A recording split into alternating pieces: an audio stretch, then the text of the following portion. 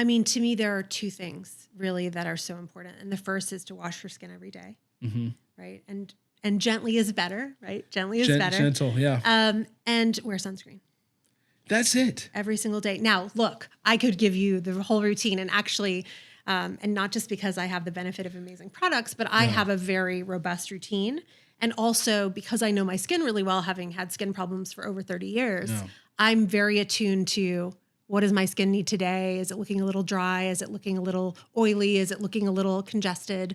So I have a lot of different things that I put on as a function of that. But I think consistency is really important. You know, a really good cleanser, toner, and moisturizer and a sunscreen is a great place to start. That's step 1, 2, 3, 4, 5. 4 steps in the morning. Yeah. 4 steps. Okay. 4 steps in the morning. And then in the evening, a serum. A serum. Yeah. Okay. A serum.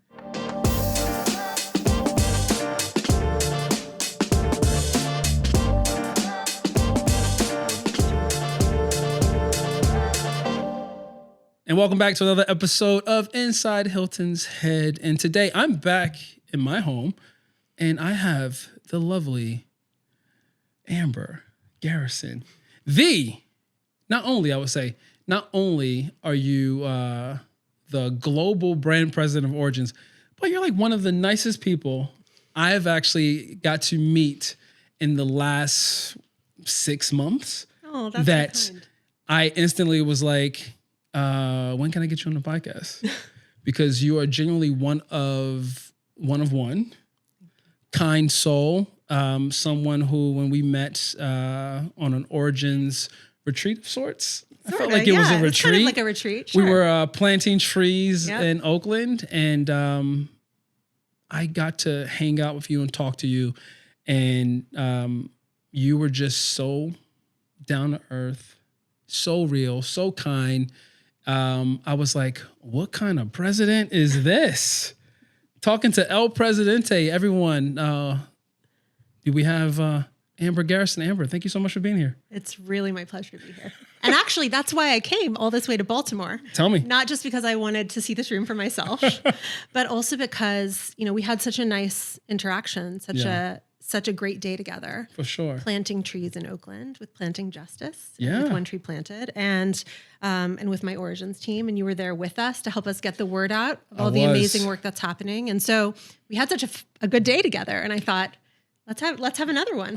Yes, let's do that. The plan is to have a great time now, but we had a wonderful time then. I had, and I think I told you this when we were there, had never planted a tree before. Which I find astounding because we are literally surrounded by more greenery than I've ever seen in one place. Listen, Amber, put me indoors. Yeah. I'm your guy. Outdoors, I'm just walking around trying to figure things out. So in the sense of understanding the idea of soil, plant, roots, and what should happen there, I'm good with.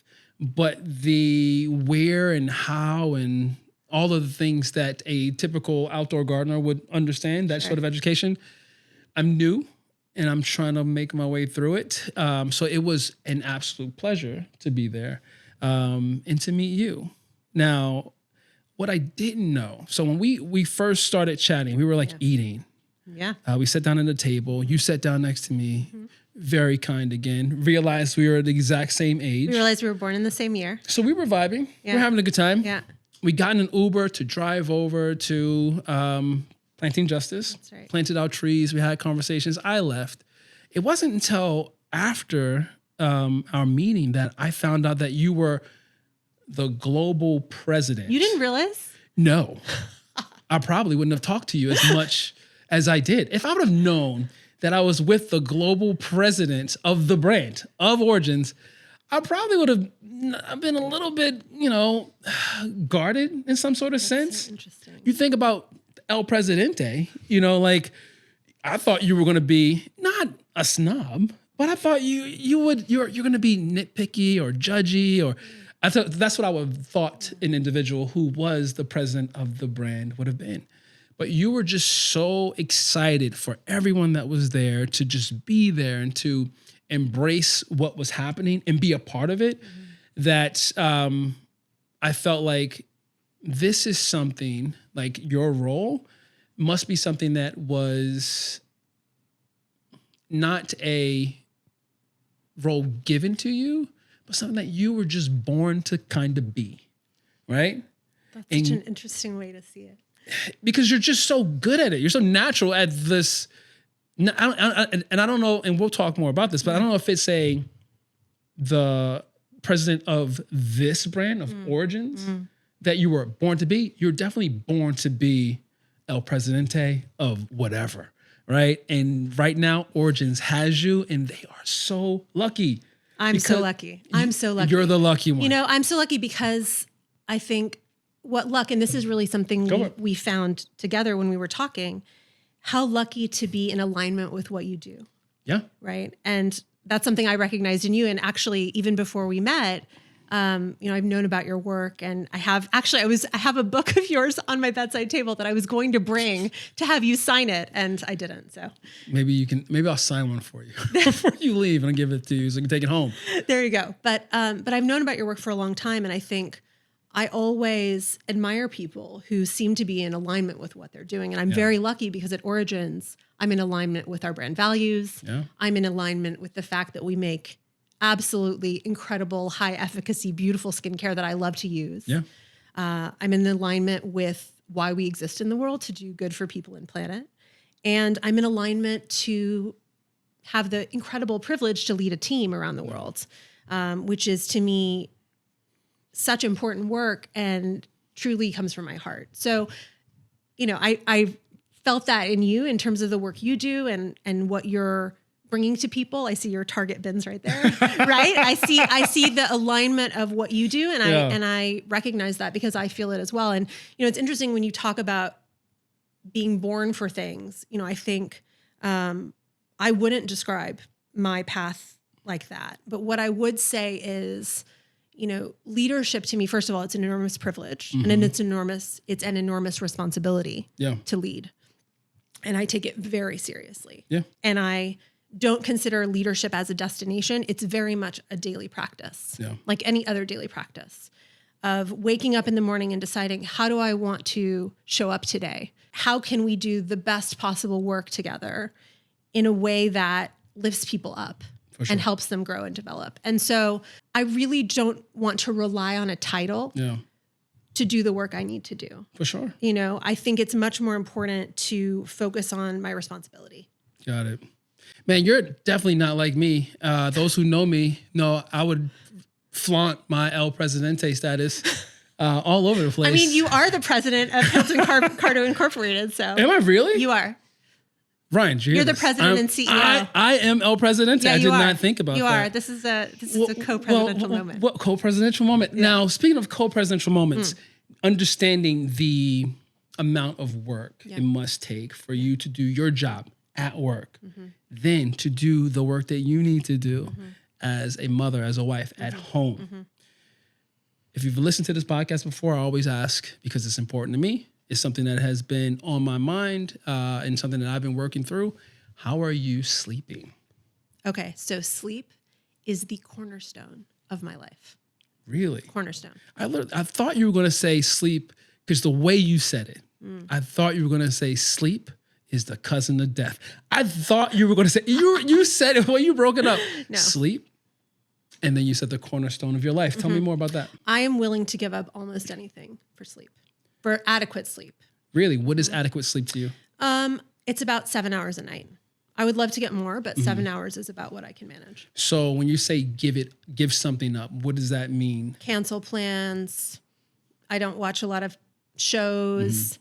I really prioritize sleep. And the reason why is because I have been on a long journey of wellness to figure out how to be at my best. Yes. This life that I have chosen and that I have the privilege of living demands a lot of my energy. And that energy is at a premium, right? It's not infinite. And I know because I've had periods where I didn't have very much left. And so to be at my best in all the different places where I want to be at my best, I have to get enough sleep. I get it. I'm still working my way through it and trying to figure out the best ways to prioritize, I would say, sleep in my life. there's a lot that I feel like I want to do, and then sleep has always been the last thing I thought about. But this year, I put it up front. What are some things you said you're not watching TV? What's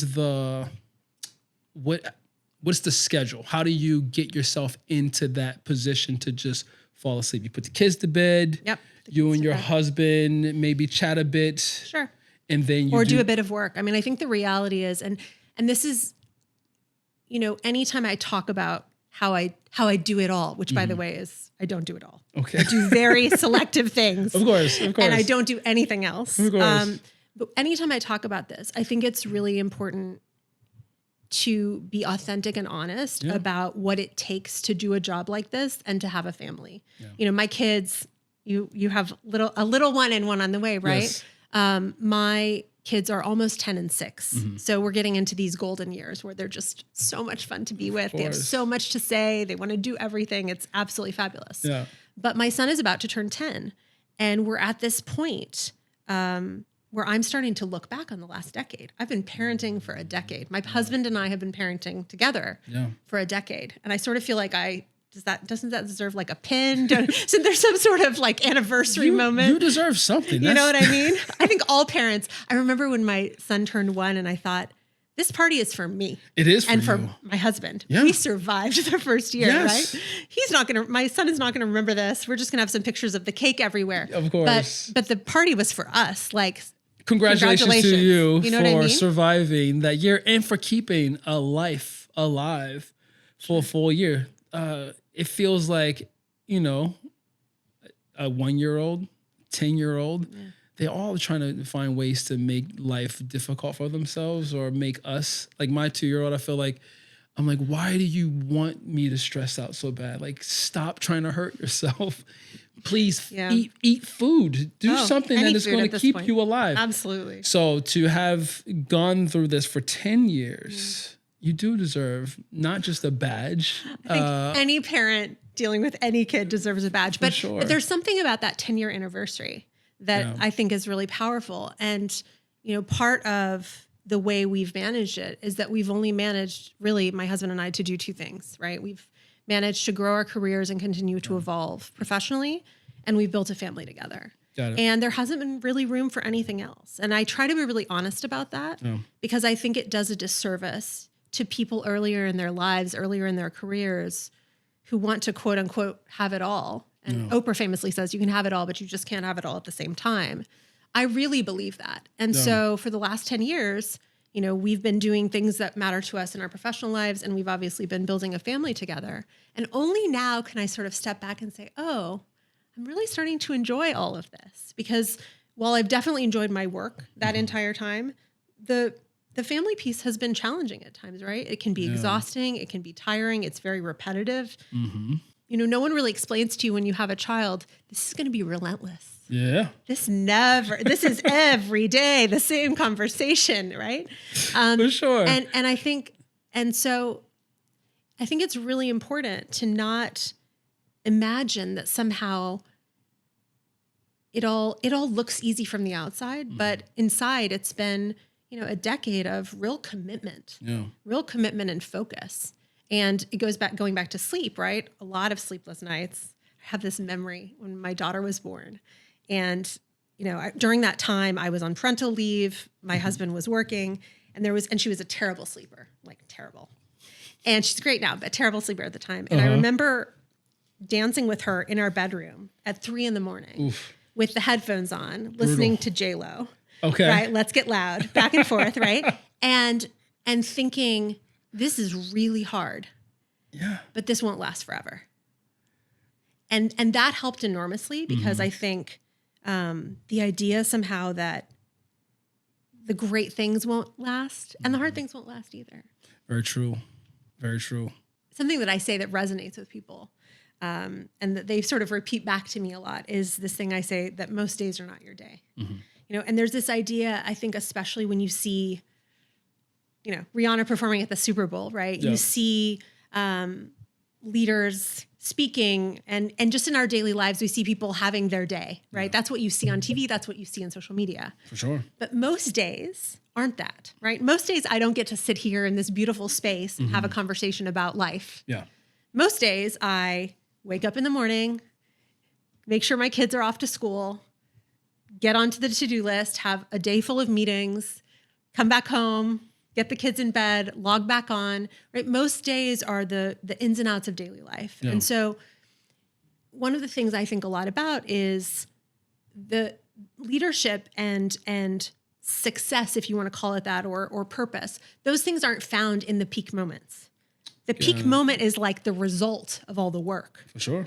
But one thing I really try to focus on is enjoying the process, enjoying the day in, day out work, finding the joy, finding the reason to get excited every single day. Is that a thing that, because I hear you, but is that something that you can say now because you've gone through it and you're older, as far as just like going to work and being able to appreciate the process? Because I remember being young, like, I can't appreciate this.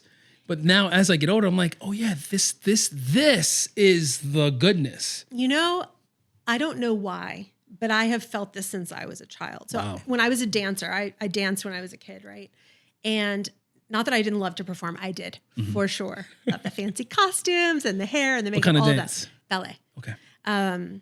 But I also loved standing at the bar and doing the same exercise again for the 500th time and trying to make it a little bit better, right?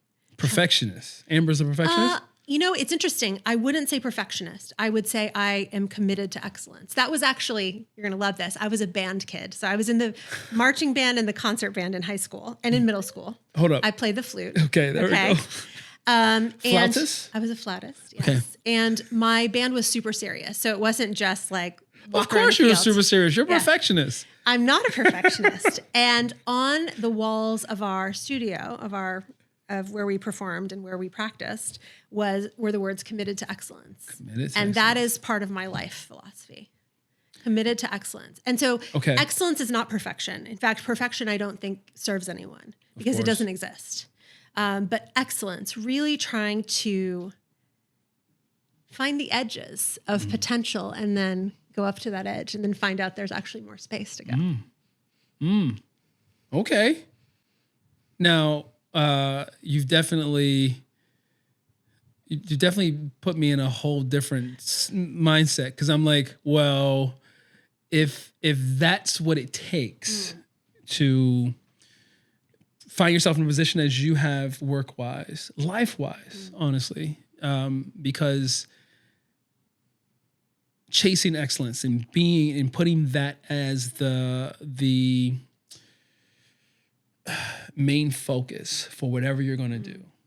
Make sure that you are trying to hit excellence across. Well, the that's board. what you're trying to do every day. And It then doesn't. I'm It doesn't human, happen. Yeah, and I have bad you're days. going to miss the mark. You're going to miss the mark. And that again, and that's something that you just talked about a second ago. Like for me, like that's the beauty of the process. Exactly. Right. Exactly. Like I don't want everything to be perfect or excellent or to achieve excellence on everything I do, because I need to learn from it. For sure. Right. For sure. It's the journey. It's the goal. It's not, you're never going to get there. Right. For sure. There's this amazing, famous meditation teacher, Joseph Goldstein, who says, simply begin again. And he says it in the context of meditations, but I actually think it's great advice for life. Right. Simply begin again. Begin again. Begin again. And so, for example, you have a really bad day, right? And things are pear-shaped. They aren't going the way you hope for. Just go to sleep and start over the next day. Oh, you're talking about a whole day, not just like just press the shutdown button and then restart. Like, I mean, restarting take a breath, computer, take a moment. Yes. And so in meditation, simply begin again means, you're focused on the breath, and then you have thoughts coming in all directions. Yeah. And then you just simply begin again, go back to focus on the breath. And then the thoughts come again, and then you simply begin again. And I think that idea of just try again, just start over, just don't give up. Not giving up is like 99% of the objective. I think. That is definitely, I would say 99.9% of it. It's just don't give up. Simply begin again. It's like, okay. So, you asked about sleep. I would say, well, let's simply begin again, because I did ask about Yeah. sleep, and I don't think you really told me what you do. I do. I do. So you do I do meditation. I meditate at night. So at night. So the meditation thing. So I tried throughout my 20s and 30s multiple times to learn how to meditate. Right. It's a difficult process to. It's a thing. Shut your brain down and just. Oh, but see, that's so. Can I? So Please. Can I share? That's not my experience in meditation. So let me tell you the story. I was a year into being the leader on a brand. I led Bumble and Bumble for a number of years, which is my most favorite hair brand in the world. Absolutely love it. And I had the honor of leading that brand.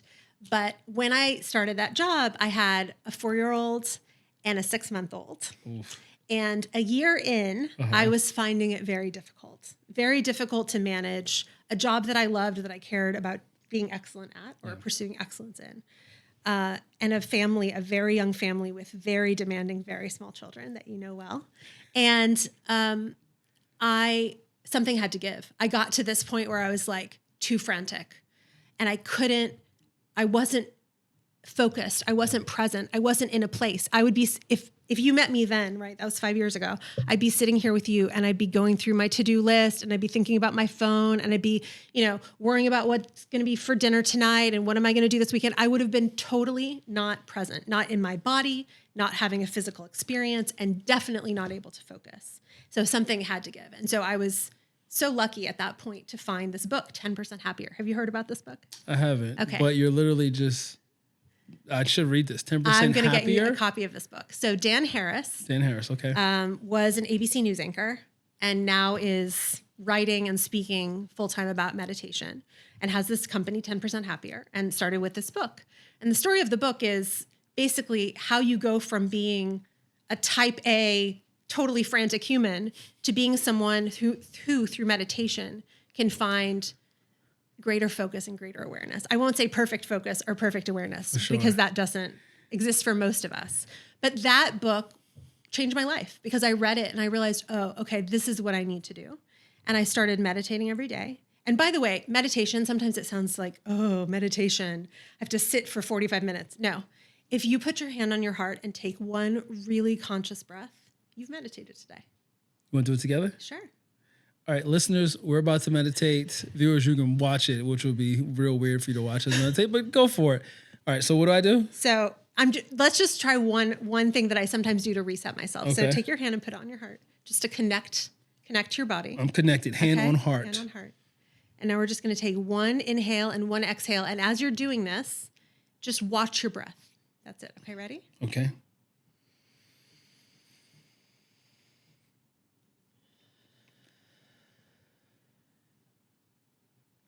Now, in an ideal world, we might. I was trying to watch my breath. How do you feel? How do you feel after that?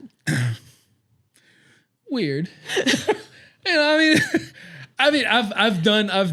I've breathed before. Yeah. But I don't think I've ever breathed on camera in that sort of sense, had someone guide me through the process of breathing. But I get what you're saying. So here's what it was for me, because I was very skeptical. I was like, I don't want to chant. I don't want to sit. I don't have time for any of this. For sure. And what I would say is the first access point for me was meditating at night before I went to sleep. Because when I found this energy of all the things I wanted to do and all the things I was focused on was most apparent and most difficult to manage was right before I went to sleep. And so through meditation, and I actually at that time used and still use the app that Dan and his company put out called 10% Happier, which I have found to be enormously helpful. Now I also meditate alone without aids, et cetera now. But at that time I needed that help, right? And so I started meditating to go to sleep.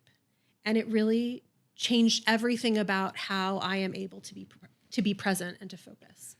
And since then, I would call myself a student of meditation, maybe a bumbling student of meditation, right? I think it's a lifelong practice. Yeah.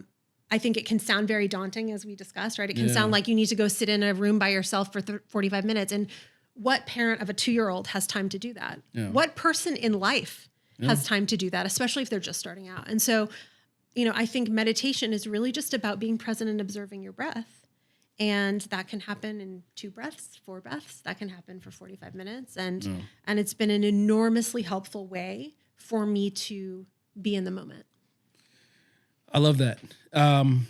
like I said, I hadn't read this book before, but it feels like the book that I was going to write myself. Yeah. For me, that is the same end result of how I got to where I am now. I've told this story multiple times. I've never put it in book form, but I've said it maybe on this podcast. But whenever I go to a book event where I'm having a book signing, I talk about the Hilton that is BP, before plants, Yes. and Hilton after plants. I love that. And living before this, I don't know if you know this, Amber, I was a I don't want to say a wannabe filmmaker, but because I did make some films, but my want and my passion in life was filmmaking. Yeah. Kind of still is. But I lived in Los Angeles and it was very stressful. And the idea of being present in a moment could never happen because I always had to figure out how to reach a particular, I guess, this particular goal of being a feature filmmaker. Sure. So all of the other things that were in my life that could have brought me happiness, friends, family, things of that nature, I kind of pushed those to the side to kind of narrow my perspective, my vision on this one single goal. And I could never sit in a situation, let's just say we were having lunch or we were going to a show, whatever.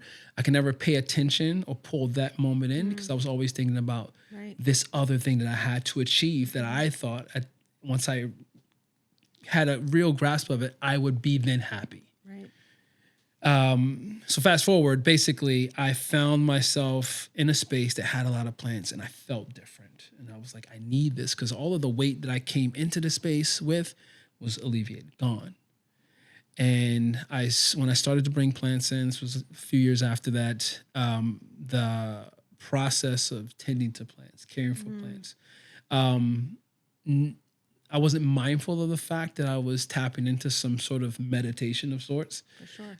But the focus, the intentionality of, for me, watering a plant, watching as water trickles down through soil, being patient, waiting for it to come out into a base tray. Those things were really getting seeping into me, right? And then I would then bring that energy or that sort of idea into my life. And I was seeing it take shape. And I was like, whoa, my relationships are getting better, stronger. For sure. And the more I care for plants, I allowed myself to be a bit more open and just almost like in a way where it's just like, sometimes like when I was a kid, and I was just like, my mom would just go, "Hey, just sit, just sit right there, and just chill. It'll be fine. Just sit." And that's kind of what happened to me. I just was able to just sit and allow life to come, and I stopped chasing this idea of what happiness was, and just allowed happiness in through the process of just working with the thing that would now become everything I do, which was just tend to life, right? Be a part of what you're doing. So whenever I talk to people about their plant care, and I told you earlier off the podcast that we weren't going to talk about plants, but now here we are because you're talking I love to talk about plants. And we'll talk more about plants because I know that there's an origins connection, and that's why I'll say people who don't already know this, I'm a huge fan of origins. I covered myself in origins every single day. I love it. But yeah, I just felt like it was something that allowed me to be more present, but also just aware, right? Yeah. See the thing that is right there in front of you, right there in front of you. Participate in the life that is there across from you. Yeah. You spoke about your journey so far as how you got to where you are, and a lot of it is trying to hit not perfection, but excellence, right? And falling short And every falling time. short, and right? falling That's the short thing. a lot, and falling short a lot. I think that sort of understanding, getting to that point where you can understand that, look, I'm going to chase this thing. It doesn't mean that if I don't make it today, I'm a failure. But can I say, the thing that has made the experience of going after excellence more pleasurable in the moment is that we all have that voice inside our heads, right? That voice that says, you could have done better.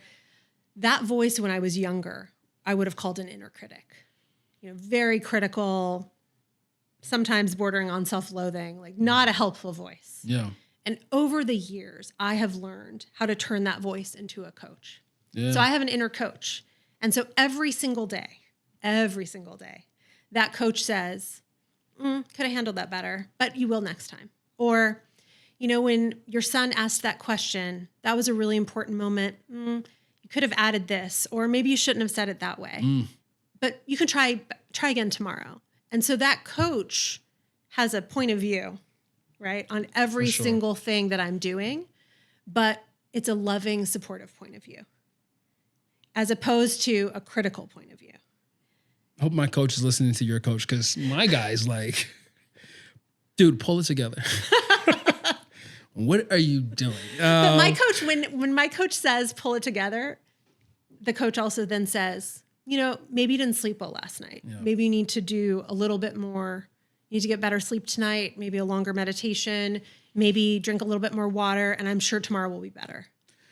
I love that we're on this. I love that you have shifted or changed the title of your inner voice. I'm going to change mine today. He's now the Coach Carter. Yeah, I was going to say Coach Carter. Coach Carter. Sometimes Coach Carter, close your ears. He's a jerk. Most of the time. Maybe he could work on that. He could work on it, but I love him for how much of a jerk he is, because he does push me to seek out excellence for sure. I love that we're on this topic, because I want to talk a little bit more about you and your title as president, because what you're talking about is, to me, and you kind of hinted on it, it's a lot of pressure, a lot of work, a lot of stress. It sounds very, look, I'm trying to run a 5-person business, small business myself. It's a 5-person business today. And I'm very stressed out a lot, right? And I'm saying, and I say that stressed, like I'm stressed because I got to run this business, but I'm having a lot of fun. Yeah. I will say that as well. But for someone like yourself, it must be, there's a lot of weight on you to make this, to keep it going, to keep things exciting, to find ways to stay ahead of your competitors, or right there neck to neck with them, skin to skin with them. Is that something you guys talk about? Is that an origins thing? I don't know. Are you writing taglines today, Hilton? I'm trying to be vice president of brand marketing. I don't know. Vice president of plant marketing. Plant marketing. Let me be vice president of plant marketing at Orange. Hold up. I don't want to be vice president. I'll be president of You're president of your own thing. That's true. Damn it, I keep forgetting. I'm the president of my own thing. You're president of your own thing. What do you do to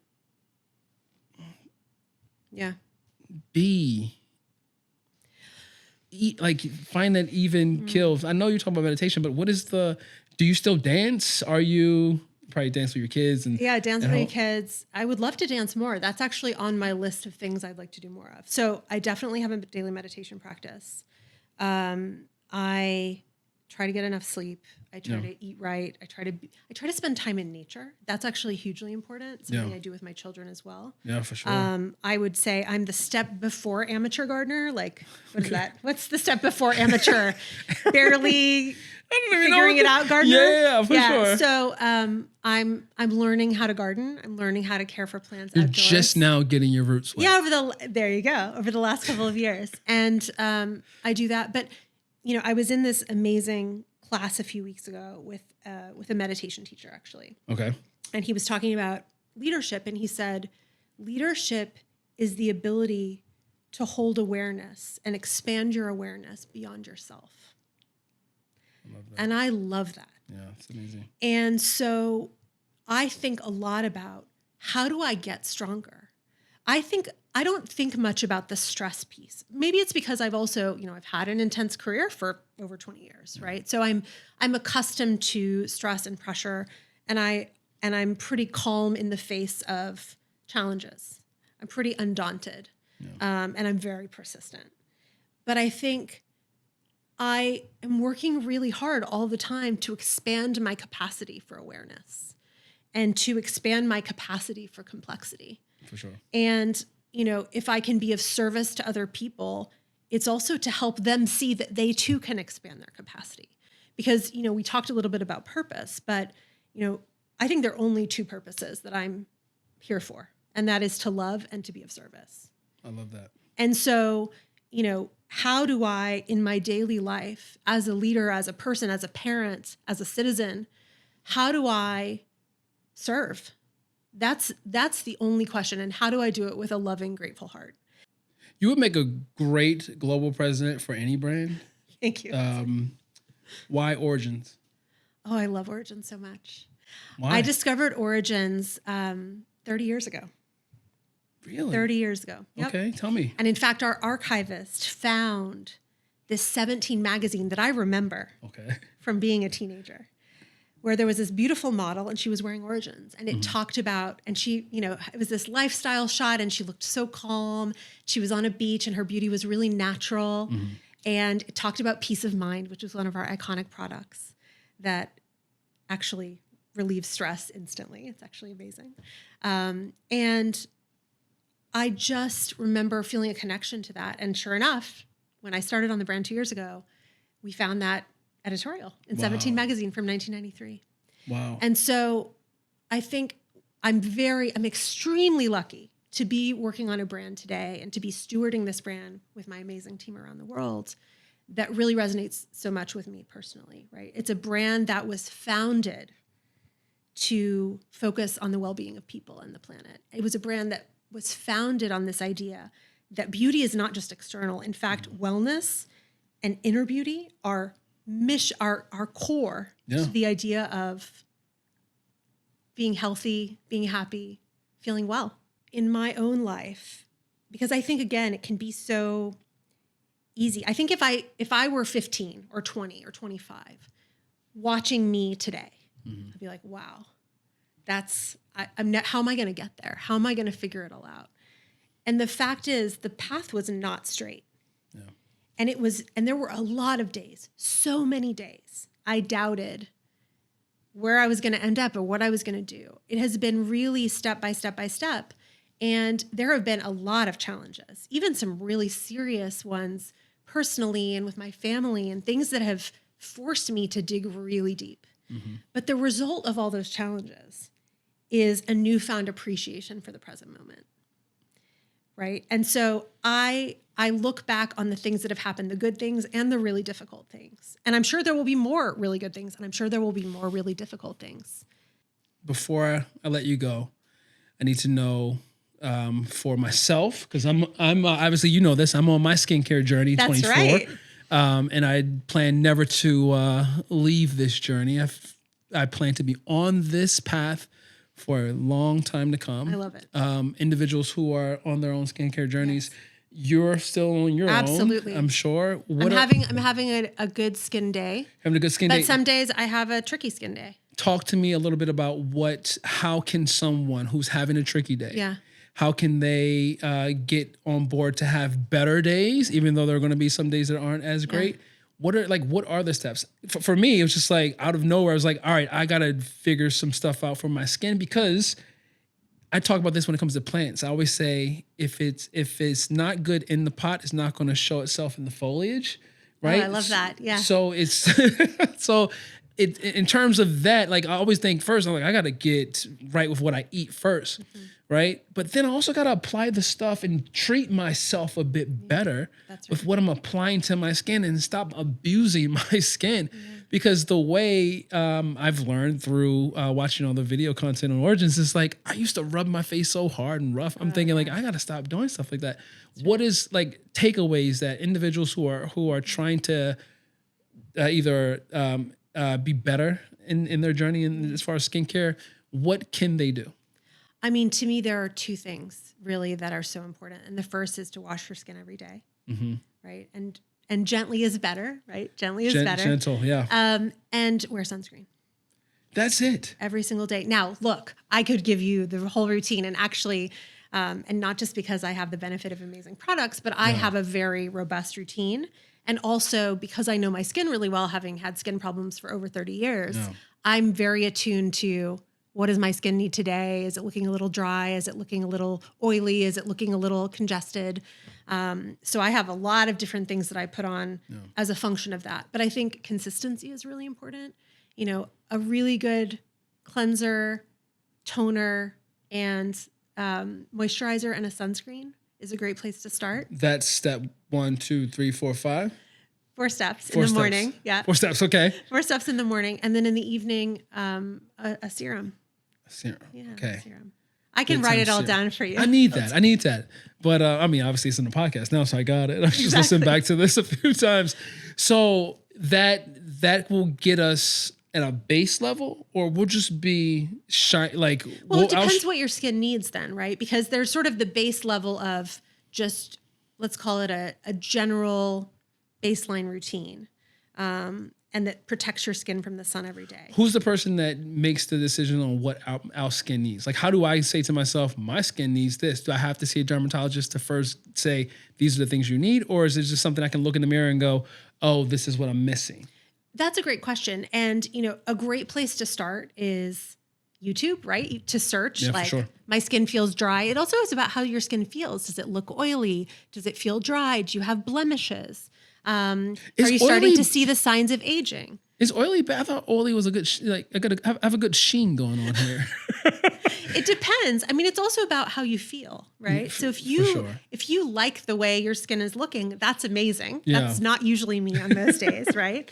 So, but part of it is a function of getting to know your skin and understanding what is the gap between how your skin looks and feels. Yeah. The feeling piece is important. And how you want it to look and feel. Got it. And then as a function of that gap, what are the types of products that can fill that gap? And so for me, you know, now I'm in my 40s, I'm really focused on looking my best, making sure my skin looks even. And so in the morning I use a cleanser. I use our Mega Mushroom Soothing Lotion, which is a treatment lotion. That's beautiful. Yeah, it is. Yeah, it's great. And then I use a serum usually in the morning and then a moisturizer and obviously sunscreen. We just launched a great one, which I'll make sure you have. I need more of it. It's the Ginseng SPF 30. I do need more of it. See, here's the thing. Yeah. I think across the board, no one thinks about people of my size because they'll say how much you need to use. And I'm like, but that's for a smaller face. You know what I mean? Like, this isn't covering my full face. You should use the amount that feels comfortable to you, that makes you feel like you got it everywhere. So the face, no, we're covering it. I'm sorry. I know we're way too. Listen, I just need more. That's all I got to say. Last question. But honestly, Hilton, the most important thing is just to be consistent. Be consistent, you know, and especially if you're starting a skincare routine, because obviously, you know, I can tell you, okay, you need this product if you're breaking out, and you need this product in the summer, and here's the moisturizer I recommend in the winter, and here's my morning serum, and here's my evening serum. And I could give you what I have, which is the 20 step skincare routine, day in, day out, that I choose from. Yeah. That's Origins. I can give you that whole thing, but that feels really daunting to people. And I've been doing this for my skin for over 30 years because my skin needed it, right? My skin needed extra attention when I was younger. But for most people, especially when they're just starting out, just a couple of products, just make sure your skin is clean, make sure your skin is hydrated, and make sure it's protected from the sun. I love that. And that's it. And that's where you start. And then, of course, over time, you learn and you grow and you figure out new things you want to try. But at first, it's okay to keep it simple. Clean, hydrated, protected skin. You're most of the way there. It is. All right, last question. 40-year-old Amber can talk to 12-year-old Amber, who is now kind of freaking out. She doesn't know what's going on with her skin. What would you say to her? The thing that you know right now to guide her, to ease her stress, her sadness, whatever it is. What would you say? Listen to your instincts. Listen to your instincts. I love it. I think when I was 12, I knew exactly who I was. And it doesn't mean I didn't have a lot to learn. And by the way, I still have a lot to learn. Mm-hmm. I don't think I'm at all the full person I'm going to grow into be over the next 30, 40, 50 years. Yeah, Amber, I hope not. You say you want to live to 100, so you have a lot of time. I have a lot of time and a lot of things I want to do. But I think, especially in my teenage years, my 20s, you know, there were some detours. There were some moments that I felt a real sense of uncertainty. Yeah. And yet, I think the more I've listened to my instincts and I've done what feels right, the better off I've been. So that's what I would say to her. Just listen to your instincts. Yeah. I love that. Well, What would you say to 12-year-old Hilton?